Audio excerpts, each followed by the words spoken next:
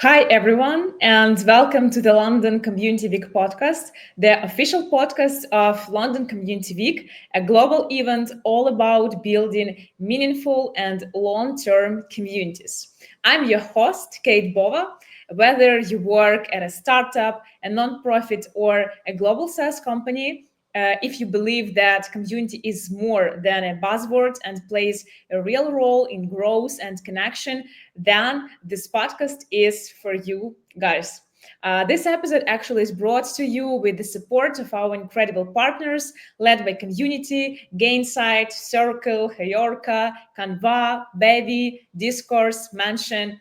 Together, they are helping the community industry thrive by providing the tools to grow, to engage, and make a real difference at scale. Today, I'm truly honored to introduce you our guest, Andrea Dos Anjos. Andrea is a community strategist and facilitator with over a decade of experience leading multi-stakeholder, purpose-driven initiatives across Latin America and Europe. A Venezuelan migrant herself, Andrea builds inclusive networks and supports grassroots movements, amplifying the voices of migrants, women, and rural communities through storytelling, collaboration, and system change. She has co founded organizations, led community campaigns, designed strategies for social enterprises, and facilitated conversations that move people from inside to action. And from supporting refugee led storytelling events in the UK to training local leaders in Spain. Andrea is committed to making change happen thoughtfully. Andrea, welcome. It's such a big joy to have you here. Oh, thank you so much. And yeah, I am very excited to be part of this podcast, but also to be part of the London Community Week. Yeah. So let's start with you. Tell us more about your current work, your current project, and the kind of communities or initiative that you are involved with. Yeah, well, thank you. Well, as you say, I am Andrea. I am a community strategist and facilitator. Now I am working as a consultant and helping teams and organizations strengthen their impact through three core areas: strategic leadership and relationship building, community building, and communications. About the communities I am involved right now, right now I'm launching a podcast called Un Lugar in Between, that the translation is a place in between, Yeah. and it's a podcast an emerging community for anyone who's ever felt in between cultures, places, or identities, and it's about embracing change, amplifying migrant voices, and co-creating belonging along the way. At the same time, I am also leading Beyond Bath Talks, that there is a platform that centers the stories of migrants and refugees to challenge local narratives and foster inclusion. This is more a local initiative with a charity called Bath Welcomes Refugees. It's locally in the area where I live. Wow, it's a big journey and sounds so meaningful. Thank you for sharing. How Uh, did it actually start? The first start get into community building, into facilitation. It was a clear path that you expected, or it was just more a journey shaped by experience, by accidental? yeah, I think it was a combination of both, a bit of accidental and a bit, well, I think it's most of people is kind of the same, accidental and after intention or intentional. My experience began in Venezuela. I am originally from Venezuela, and I was first volunteering with an organization called Techo. Is a youth-led, not-for-profit organization that works within vulnerable communities and young volunteers Yeah. to create a just society free from poverty in Latin America. And after being a volunteer, I started to be an employee there, and I was leading the communications area. But at the same time, I was working or immersed in community organizing on the ground because all the model of the organization it was based on community. And I learned from this model on the ground. I gained experience in a stakeholder management as well, working in the communications, and I think that was my first approach to the community work, but I didn't realize at that moment. It was later in Spain. I was working in Connected Mobility Hub. Is a European network of over 130 startups and over 200 organizations focused on sustainable mobility and innovation by that time.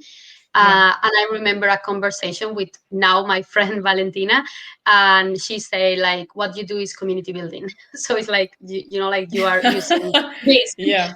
and I that made Yeah. me realize it, and at that moment it was like the intention part because I began studying community organizing. I came to the UK for a 6 months program to learn more about these methodologies, especially the Community Organizers UK framework, and I Mm-hmm. start applying it to my work more intentionally. So now I know, like many people, I came from a communications background, or like starting the communications or marketing background, but now I see how communications and community building are deeply connected, but each has their own characteristics and each own potentials. They are like separate roles in some companies, in some organizations, and they are together in others. And I think I am very passionate Mm-hmm. about the power of both in general. So that's Mm. a bit of my like this story. Wow. What's the difference for you in community management and community building? Because you mentioned that it's a bit different roles, yeah, and a bit different directions. Maybe you can share what's the difference between them. Yeah, I think, well, I saw like the difference between communications or marketing and community building or community organizing. I think the difference, like, first, it could be more focused on the stories or how to reach people, like how to messaging, since I, Mm-hmm. from my perspective, and community building, it's more focused on relationships. So in the communications part, you can do like focus only in the narrative or like the strategy, Okay. while in the other you are more focused on like how to build in genuine relationships. I mean, I think both needs to be connected, and this is like how I work like today. It's combining both. Mm-hmm. Mm-hmm. But yeah, that at that moment it was more like all together in my mind. I think it's because like the community practice, or the community building, or like, yeah, the different ways that people call or practice, it depends as well, like of the background, because I think it's still been an emerging, yeah, emerging profession or emerging Mm-hmm. practice from my Mm-hmm. perspective. So I think for this London Community Week is very important. Like you can see like all the spectrum of like the different communities. Mm-hmm. Yeah, yeah. Actually, talking about London Community Week, it's really coming up soon, too soon. And could you tell us a bit about your topic and why it feels so important right now to tell about your topic? Yeah, well, I will speak about active listening tools to better understand your community. And for me, I think it's very important because listening is the foundation of belonging. And these two are both essential for building trust and building genuine relationships. Yeah. And I think right now is like in a world like that rewards talking, truly listening is a radical act, and also is a topic that I still learning. Is something that you keep learning all your life, I think, because we are more used to talk than listen to others, and I think it's a key part to building relationships and to build a community. So we will share practical tools to help people reflect on our own listening habits, and how can we connect more deeply with our audiences and build stronger relationships. And we will explore as well like the different, not only tools but also the formats. Like it's not the same like Mm-hmm. a one-to-one conversation that like a small group or like a entire online community, for example. So we will explore like the formats and tools. And I think for me it's very important because listening, as I say, is a key element of communities, because it allows people to feel seen, heard, and Yes. empowered to act. So we will explore how can we go from listening to action. So I think that's the most interesting Mm-hmm. part. Mm-hmm. I hope I can cover all in the talk.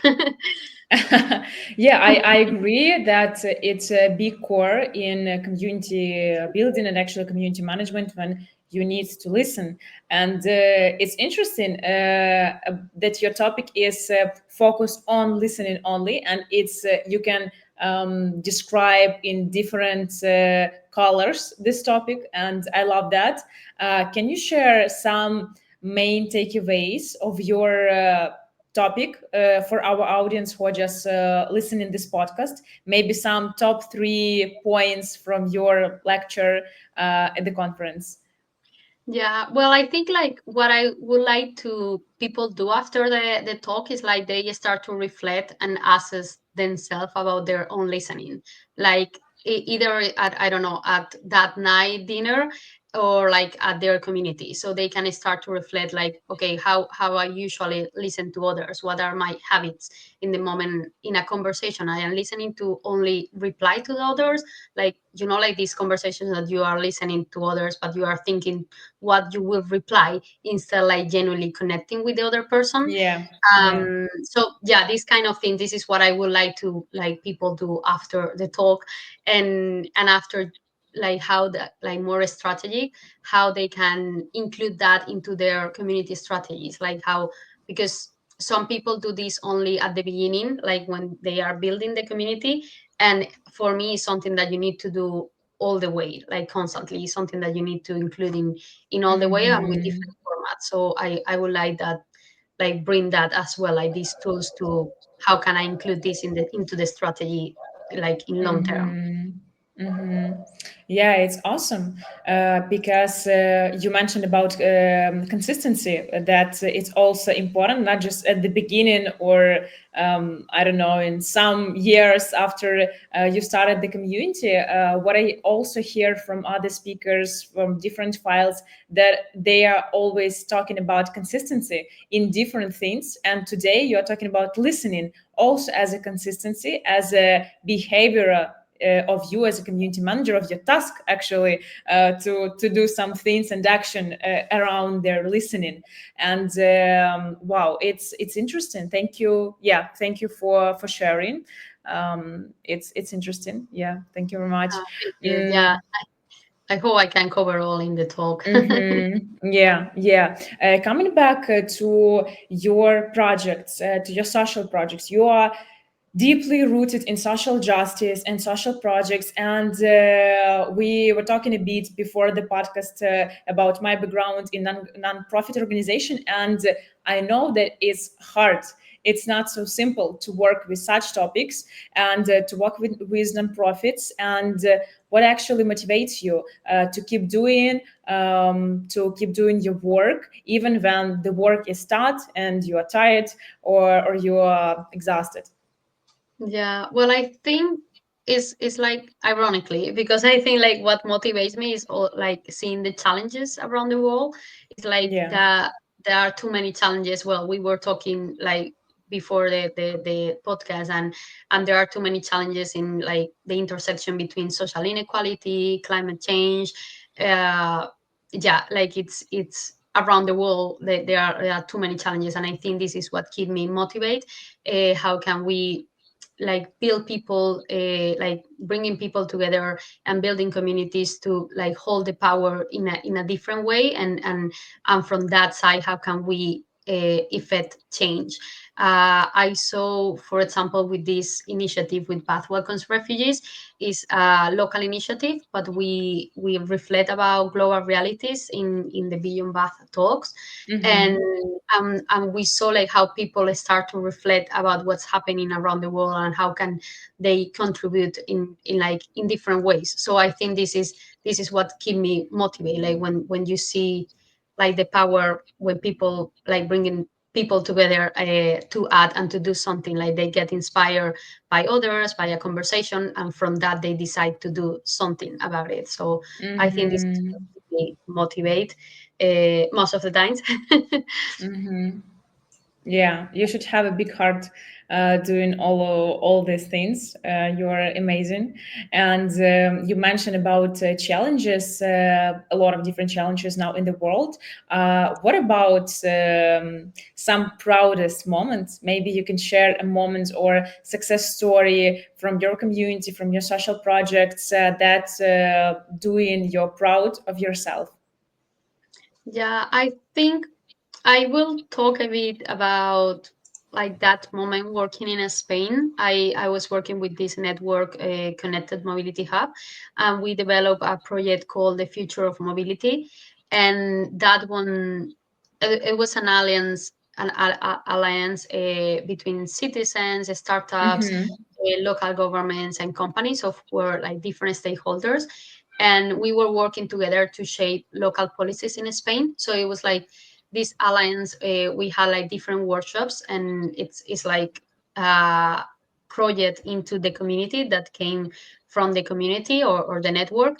And it was very good to see how like all the suggestions and all the recommendations into the policies for a sustainable mobility in Spain. So I think that that was like a big project that taught me how to align diverse priorities, Mm-hmm.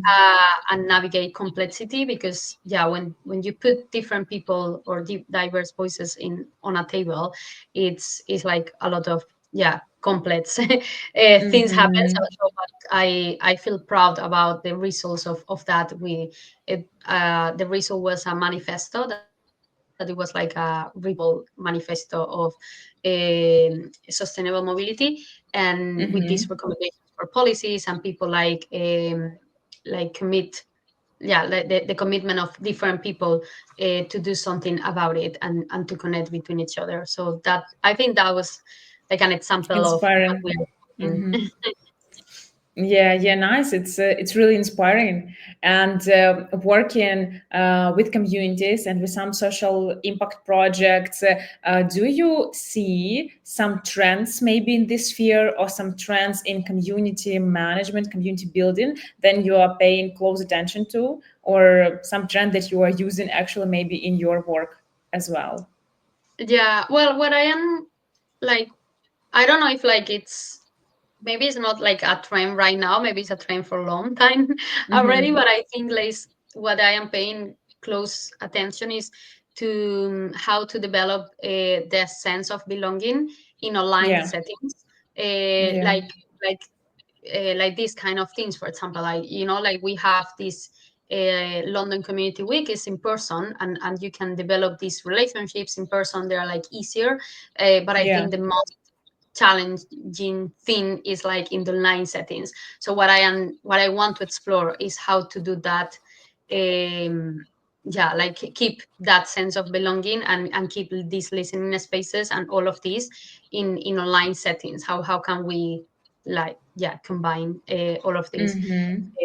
especially for this project that I am developing now, like this podcast that I told you that I want to Yeah, build a community around that, because my idea is talking with people from different backgrounds and different parts of the world. So yeah, I want to explore more about that, and I think it would be amazing to explore in London Community Week. So yes, for sure. there are a lot of people with more experience on that. So Yes. yeah, I think it's just to know, Mm-hmm. not just having a more channel, like Mm-hmm. Mm-hmm. just a channel, like it's more like a online community properly. So Yeah. yeah. Yeah. Yeah. Yeah. Yeah. Yeah. It's harder, always harder to build online communities. Of course, we have a lot of different like tools, resources, but yeah, when you're meeting people offline, you can relax, you can see physically the body, the face, the smile, and of course it's another energy. And yeah, I understand. And I want to also ask you about outcomes, because you mentioned about different things, and about listening, about sense of belonging, about working with your members, but especially in your field, how is better to measure outcomes of community? How you measure outcomes when you are doing your Yeah. projects? Well, one example of this, I've been working in the last year with the Wildlife Trust, and it's a movement across the UK. They have like 46 local trusts or local organizations, and I was working with the central team in this program to shift from community engagement, traditional community engagement, to community organizing approach. And the difference was like, again, that sense of belonging, and like how can people take action in this case on climate and nature emergency.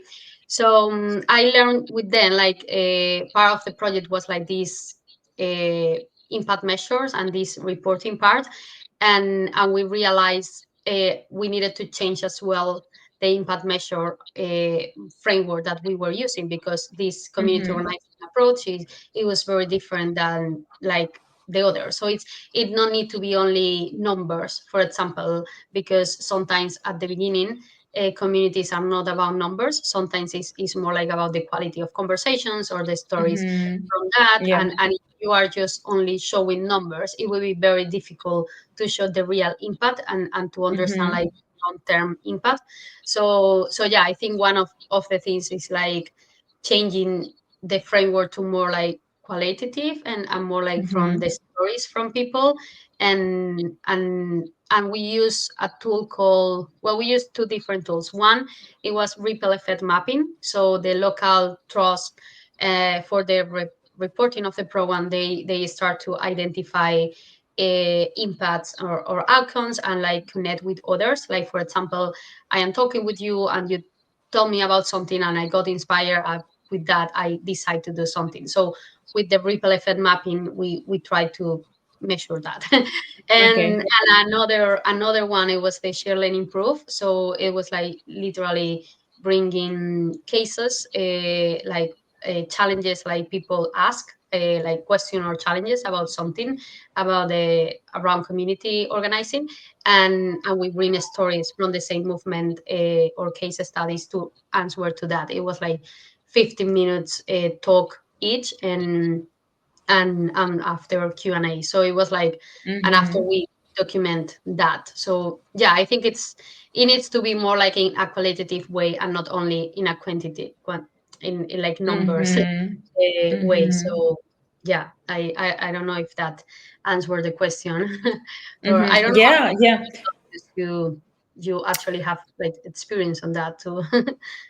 Yeah, I mean, a lot of what I see always and just every time remind me that every community has different goals. And sometimes it's not about, yes, very often it's about numbers also, but especially when you're working with social projects, is more bigger. It's more about social impact. It's more about some changes. And what I know, working like in your field some years ago, that for me the hardest thing was to wait, because when you're working with social projects, you have a lot of things that you need to wait, because it's so long term relationship and so long term things that you need to do, especially when, for example, you're working with government, you're working for some local organization, and it's so long, and you just need to wait to do some changes. And Yeah, it was for me a super hard thing. But then you can see this small change, small change, small change, that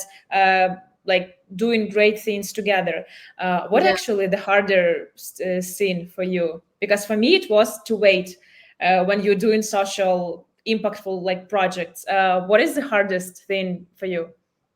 Like in the waiting, or I like the mean, hardest I thing mean, to do now. doing, yeah. I mean, in community building in this is in this field. I think it's more about the yeah, I think waiting, but like explaining to others about why this waiting, or like what are the outcomes from that they are not like, I don't know, 1,000 of people, Mm-hmm. like it's just to like that raising awareness with funders, with partners in each step of the project or of the process, about this type Mm-hmm. of work and about this time that take time or not. So yeah, I think that could be like, yeah, the hardest. So, and I think that is, I also like learn like how like not promise much that we can do, more than what we can do. Like it's like, yeah, not do like a like promises that after we won't be able, or we are not sure Yes, if we were yes. able or have the capacity to get done. So I think Mm-hmm. that's one of the main lessons. And so I think it's, yeah, setting expectations from the beginning, Mm. and involve and raise awareness with all the partners. I think is the most important lesson, Mm-hmm. and hardest at the same time, I because think we are it's the first important. yeah. Yeah, it's so important advice that you mentioned. Actually, Andrea, maybe you have some advices for community managers who are just starting their journey in community management, because we will have a lot of them during this podcast and during the London Community Week. You have huge experience, so your top advices for community Yeah. managers. I think first I will say, like, join a community that you care about or you are passionate about. For me, was like that first time that, again, I wasn't aware about that at that moment, but it was being a volunteer in an organization in my own country for something that I was caring about. So I Mm-hmm. think that that would be my main advice, because when you are passionate about something, you are more able to add about that, and you can start to recognize the motivations of others and the passion of others. That is very important to build a community in the future. And so that would be my first advice. And the second, it would be like, yeah, show up at events like London Community Week, or like listening this, or having like these one-to-one Mm-hmm. conversations. People are Mm-hmm. more reachable than we thought. So just like contact people that you are interested on their work, and just have a chat, and they will be happy to share their, yeah, their learnings and their resources and their advices. So I think that's another, be brave to contact these people that you wanted to learn more. Mm-hmm. Mm-hmm. And I want to ask you last one question. If you had to describe the vision of community building in 3 words, about the future of community building in 3 words, what would they be? I think I will choose power, because communities are where collective power grows.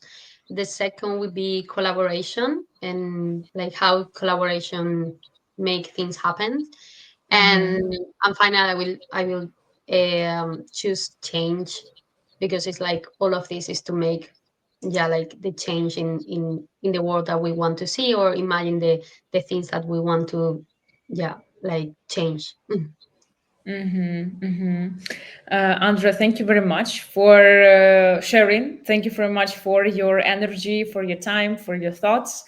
And yeah, it was interesting episode. I hope you enjoyed, guys, this episode. I hope you will see the performance of Andrea in London. I hope, because I'm looking forward for that.